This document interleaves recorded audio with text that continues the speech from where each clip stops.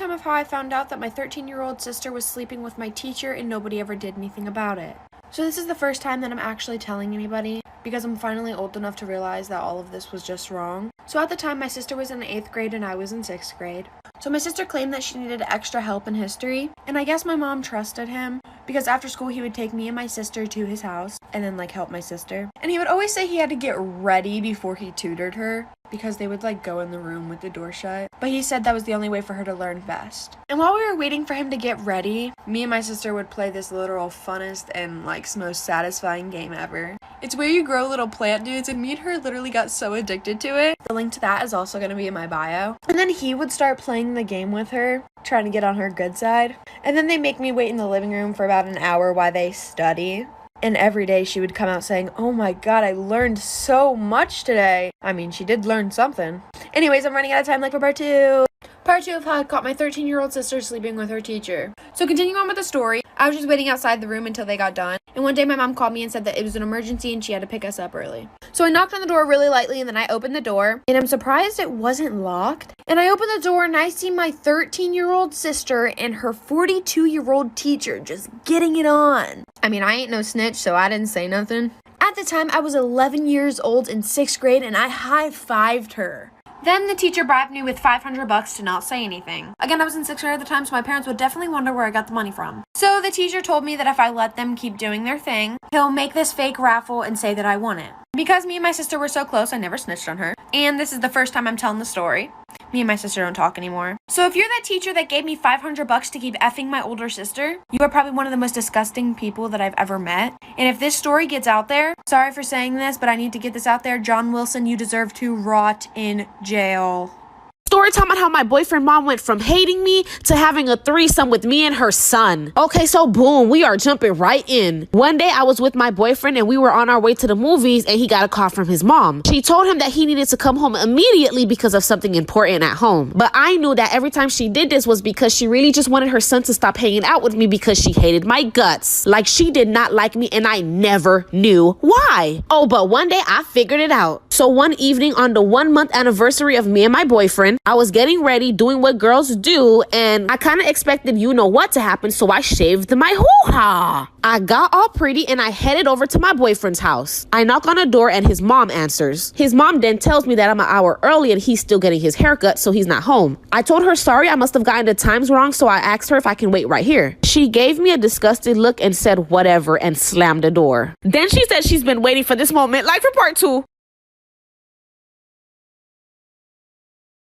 Part 2 on how my boyfriend mom went from hating me to having a threesome with me and her son. Okay, so boom, like I said, she closed the door and told me she's been waiting for this moment. She then says that I'm a fine young lady and she's been waiting to have me alone and that we have 1 hour before her son gets there. At that moment, it hit me. I knew exactly what was going on. And quite frankly, I was happy because his mom is hot. She led me to her room and then we started doing the nasty. By the way, she's 29 and I'm 17. Y'all wouldn't believe what happens next. My boyfriend walked through the door, caught us, but he wasn't shocked. He wasn't even mad. It was more like a jealous thing. Then he joined and we all started doing the nasty. I was literally shocked. I didn't believe what was happening. And this went on for 2 years. But then me and my boyfriend wanted to stop and just focus on each other and not his mom. She didn't like that at all. Like for part 3.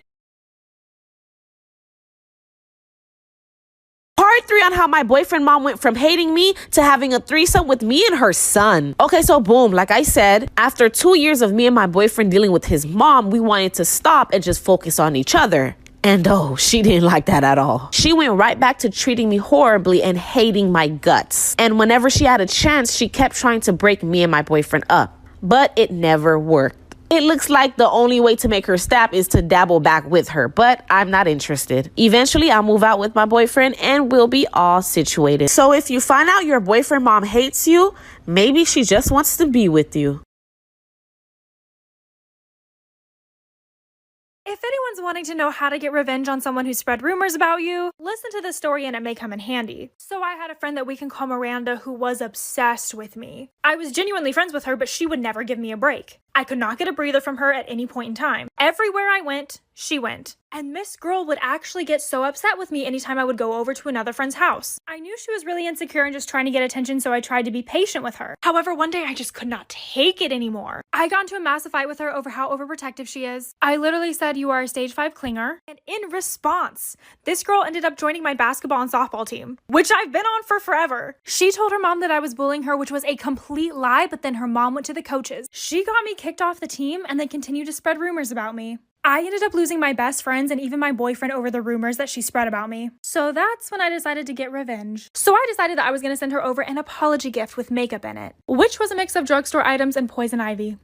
So I got revenge on my obsessive best friend for spreading rumors about me. So I put together an apology gift for her for bullying her, even though I did not. The gift that I put together was some makeup I got from Walgreens, but I decided to add some poison ivy to the eyeshadow so that she would get a rash. I then set up a hidden camera and watched as she put it on. And as expected, the rash started to form. After she noticed, I started to tell her off and accuse her of all the stuff she did to me. And she was so pissed that I managed to get a confession out of her. She was very much just like, "Yeah, I did that." Literally over me not wanting to spend every waking second with her. And the best part of it is that she threatened me on camera. So I cut out the part about the poison makeup and told her if she didn't tell all my friends, coaches, and significant other what she was doing, I would send the video to everyone. So she admitted to all of her crimes and I got back on the team. I got my friends back and my boyfriend apologized. I ended up totally fine and she ended up losing credibility with basically everyone. If any of you guys have a story you'd like me to share on my TikTok, follow my Instagram and I'll show you how. Why you should be really careful how you treat people, and also why you should stick up for people. When I was in 8th grade, I was really good friends with this kid named Damon. Me, him, and this other friend of mine, we were all at the same table. In English class, we would joke around, talk about the same TV shows and movies. We were the loudest group by far. But near the end of the school year, Damon ended up moving. And it really sucked, but we said goodbye to Damon, who I should tell you was this small, short, funny, wisecracking kid. Didn't matter what you threw at him, he was super witty. So we said goodbye to him, we all went to 9th grade. It was either the end of 9th grade or the middle of sophomore year that I saw Damon again. He had transferred back to our school, saw him at a pep rally, and I was sitting by myself because I despised pep rally. He was like, "Josadak, do you remember me?" I was like, "Oh my gosh, David?" He was so much taller, face looked different, his voice was deeper. This was obviously a different kid, but really happy to see me. So we started talking, catching up. Then I started noticing that he was getting hit in the back of the head with tiny paper balls. He wasn't even flinching. I looked behind me to see 3 boys throwing paper balls at him. What? Dude, do you see what they're doing? Yeah, I'm used to it. What? This was not the same witty boy that I knew. Oh god, I'm running out of time. Watch part 2 to see my part 2 of the kids throwing paper balls at my friend's story. So when I told Damon this was happening and he didn't seem to notice, I was very confused. The kid that I used to know would not let this fly. He instead kept his head down, insisted that it was okay, and said that he was used to it. Whatever happened between 8th grade and now completely changed the way that he viewed this behavior. I saw it as unacceptable. He thought it was okay. So instead of accepting that, I turned around and said, "Hey, what are we in 5th grade?" The 3 boys looked at me from the top of the bleachers and said, "Whatever." 'Cause that's what high schoolers who act like 5th graders say. And then I said, "Stop it, it's not funny." They didn't stop. They laughed. But Damon thanked me. I didn't know who this kid was anymore. I can only assume that this type of stuff was happening to him often. That kids at his new school were treating him poorly. And because of that, he thought he was less than. I literally never saw Damon again after that day, but I hope that he knows that he can stand up for himself and that that behavior is not okay. Be careful how you treat people, it stays with them. And it can fundamentally change them. With them, bye.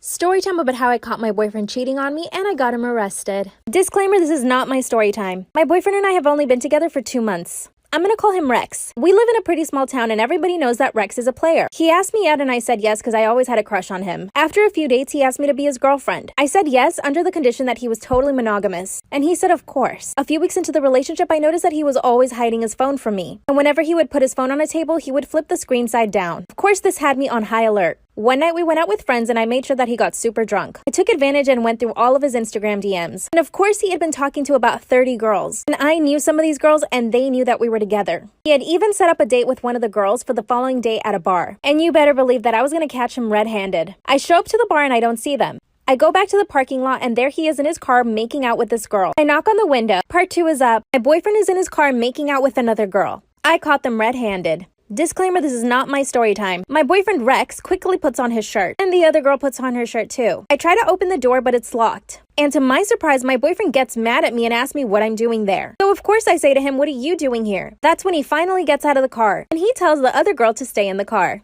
I told him that he had promised to be monogamous. That's when he said that I was crazy and that he had never promised that, and that he had no intention to be serious with me. Then he said that I made that entire conversation up in my head. And then he told me to leave. I was so shocked. I couldn't believe what he had just said to me. The girl gets out of the car and she actually apologizes to me. And she told me that Rex had told her that he was single. Then Rex lunges at her, starts pulling her hair, and pushes her to the ground. Part 3 is up. My boyfriend lunges at the girl that I just caught him cheating on me with. He starts pulling her hair and pushes her to the ground. Disclaimer, this is not my story time. Tried to get him to stop and I pulled his arm. Then he turns around and starts chasing me. I run back into the bar and 2 guys stop him. I called the cops right away and they came and arrested him. Later on that day, he asked me to bail him out and I said no. Everybody knows what he did. The other girl is trying to press charges and my dad wants me to get a restraining order. But I'm still in love with him and I don't want to get him in any more trouble. I even want to take him back, but I know I shouldn't, right?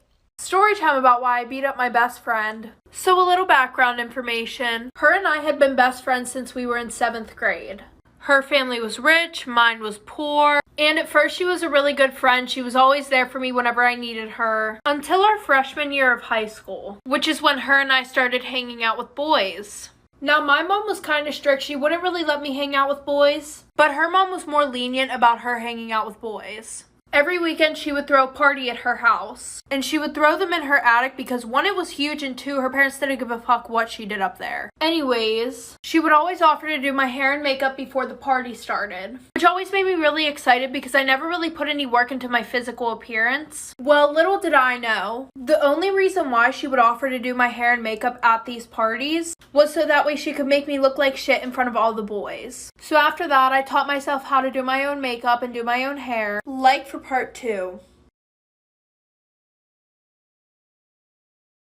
Part 2 about why I beat up my best friend. So like I said, I learned how to do my hair and makeup, and she went on vacation for like a month straight. Well, when she came home, she threw another party, and she was like, don't worry, after I'm done getting ready, I'll do your makeup and do your hair. And I was like, no, it's fine, I got it. She literally looks at me and she goes, are you sure? You don't really know how to do that. Like, it'll probably look really bad. And I'm like, why the fuck would you say that? She goes, no, like, I don't mean it to be rude. It's just that, like, I want you to look good in front of the boys and stuff like that. Like, sis tried to talk me into getting a shower for a full, like, 20 minutes. So after that, the whole night, she's literally being a pick-me girl. She's making all these comments about me in front of the boys, and I just keep brushing them off until her next party. We got ready, and I put on these expensive shoes that I had just bought, and she goes, wow, you just like really like to copy my style, don't you? So she starts making comments that whole night about how my family's poor and stuff like that, and she threw up all over my shoes. So I dumped the trash can that everybody had threw up in that night on her, punched her in the face, but like 2 months later, she came to my house and apologized.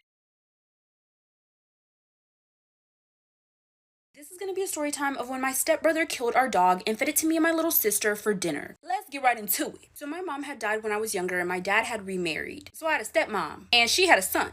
This motherfucker, let me tell you, we did not get along. I fought with him all the time, but it's because he was a little bitch. He would always bully me and my little sister and make fun of our weight. He would threaten to beat us up just for fun. Like, you in our house, get it together. I began to scold my dad because he was the one who brought them in this fucking house and he wasn't doing nothing about it. He knew they were tearing our family apart and he did nothing. So, anyways, one night, my parents weren't home and my stepbrother had to watch me and my little sister. Like I said, he was a little bitch, so he was upset because he had plans to hang out with his girlfriend. But that really sounds like a personal problem. Let me stop coming at this man. It's just making me angry thinking about it. So my dad had sent my stepbrother money so he could go get groceries so he could make us dinner. But my stepbrother didn't want to, so he sent me instead. Oh, mind you, I was like 12 at the time. And he sent me alone and my little sisters were sleeping. When I came home and knocked on the door, I noticed that our dog didn't run up to see who was at the door like she usually did. Then I smelled something coming from the kitchen, like for part 2. This is gonna be part 2 of how my stepbrother killed our dog and fed it to me and my little sister for dinner. So like I said, I got home from the grocery store and our dog didn't run up to the door like she usually did. I didn't think much of it and then I smelled something coming from the kitchen. What could he possibly be cooking if there's no groceries? And no, I didn't automatically think, oh, he's cooking our dog. Just hold on. Whatever was cooking on the stove smelled like shit. It made the whole house stink, but like I said, I didn't think too much of it. Now that I think of it, I heard the laundry machine going and my family had a set schedule for laundry. Like, we never did laundry off schedule, so that was kind of weird. My parents are just very organized people, besides the point. So I go upstairs to wake up my little sister and I see my stepbrother pass me and go down to the kitchen. An hour or so goes by and he calls us downstairs and says dinner is ready. All he did was boil some corn, give us canned peas, and some slab of meat. The meat was burnt, by the way, but I guess food is food. So we started eating this atrocious meal, and all I could think about were these tiny little hairs that just kept going in my mouth. I kept pulling pieces out my mouth. Mind you, this hair had no color. It was burnt. Now, our dog loved to eat dinner with us, but she was nowhere to be seen. I started looking for her, and I realized that she's missing. This is going to be part 3 of the time my stepbrother killed our dog and fed it to us for dinner. So like I said, I started looking around for the dog. I asked my little sister if she's seen her. She said no. So I asked my stepbrother and he says no too. Somebody fucking lie. Who the fuck is lying? Cause it ain't fucking me. Let me fuck this up. Okay, so we trying to find this dog. I call my dad. He says she probably ran away, but no one let her outside that day. And I know she didn't just go outside. So the days pass and we're still looking for her, and we hang up missing posters. I got my friends to help me. My dad's looking, my stepmother, my little sister, and even my stepbrother. As time goes on, my little sister and I begin to fall sick. We go to the doctor. They say we have stomach problems. They said it was probably from something that we ate. And I'm thinking to myself, what abnormal thing did I eat? That random slab of meat. Because there was no groceries. Where the fuck did he find that meat from? So I'm putting pieces together. You know, we're falling sick. The meat was hairy. Our dog is missing. Eventually, my dad ends up finding the dog, but it was dead and cut up. This is why you have to pay attention to your kids and what they put in their pockets. So, about 3 years ago, my little girl was just a toddler. And we were at the park, and I noticed there were some people like in the background, like taking pictures or something, but I really didn't pay attention. An hour later passed. We decided to take a walk with my kid, and my daughter's running, and then and so we're walking right behind her, and then she finds something and she puts it in her pocket. And I go, "What did you find, Mama?" She's like, "Oh," and she like puts it in her box. I'm like, "I'll check later." Well, like 30 minutes later, I see this lady crying, and she's like sobbing, and they're like looking for something like crazy. And I was like, what is... This is part 2 of why you should always check your kids' pockets. So as you know, I'm talking to the lady that's crying, and I said, "Ma'am, are you okay?" And then she tells me, "Oh, I lost something that's really precious to me. I don't know what I'm going to do." And I said, "Well, what is it? We're going to help you find it." And she tells me that when she was a kid, her parents died in a car accident, and she was put up for adoption. And the only thing she had of her parents was a small picture, and that she had lost it. And I said, "Well, we're going to help you find it." So as I'm looking for it with my kid, my little girl pulled out my shirt and said, "Mommy, she looks like her." And then I said, "What are you talking about, Mama?" She goes, "Mommy, she looks like the lady I know." And I said, I don't know, what are you talking about?" This is part 3 of why you should always check your kids' pockets. So at this point, my little girl is telling me that she knows her. And I tell her, "Baby, where have you seen her?" She's like, "Mama, I know her." And then I remembered that she had put something in her pocket. And I said, "Baby, can I see what's in your pocket?" And she's like, "Yeah." And then she puts her little hand in her pocket and she takes out like a square. And then I say, "Baby, what is that?" And she gives it to me. I flip it over and I look at it. And I see that there's a woman that looks exactly like the lady that's crying. And so I tell the lady, "Hey, is this yours?" She looks at it and she's like, "Oh my God, it is my... Thank you so much." I'm 21 years old and my parents are divorced. My dad cheated on my mom when I was 10 and left off to marry his coworker, Kay. In the weeks following the incident, my pregnant mother ended up miscarrying from all the stress. Kay married my dad and gave birth to my half-sister, S. I remember I always hated going to my dad's place. I remember being miserable whenever I was around them. I never had a bond with S and never considered her to be my sister. Anyways, I visited my dad until I was 15 and then moved to another country with my mom where she met P. P was an amazing guy who made my mother smile again. They ended up getting married and my mom gave birth to my twin brothers. When I moved to a new country, I cut off all contact with my dad. I was supposed to visit them every Christmas, but after my brothers were born, I felt like I finally had a real family and I chose to spend my holidays with my mom, P, and little brothers. Well, last year, S was diagnosed with advanced leukemia. I did feel sorry for her, but I was not in any way affected by the news. She finally passed away on the morning of my 21st birthday. Call me heartless, but for me, it was like some neighborhood kid getting sick. I felt guilty about my feelings because I'm very protective towards my brothers, and the mere thought of any harm coming to them makes me anxious. Now for my 21st, I had a big party planned. I went through with the party and had a great time. I was careful about not posting pics on social media, but a friend ended up posting the pics on her Facebook. She tagged me in the pictures and my dad's family ended up coming across them. I was clearly having a great time in the pics with no hint of sadness. Well, Kay saw red. She made a Facebook post bashing me for celebrating my sister's death and being inconsiderate of my devastated father's feelings. She also wished death upon me. I finally had enough and proceeded to make a lengthy Facebook post detailing all the hurtful things they did to hurt me and my mother. I stated that my father was dead to me and that I wanted nothing to do with that family anymore. Lastly, I added that although it was sad that S was dead, I never considered her my sister and wasn't really affected by her death, and that they had no right to come at me for living my life and celebrating my birthday. I ended up blocking all of them. Today, my mom told me I was insensitive and that I shouldn't have made the post disowning my dad and dead half-sister. I feel like I did the right thing. I'm happy being 100% no contact and don't feel any guilt for celebrating my birthday or for the post. I was tired of their shit. So, am I the idiot?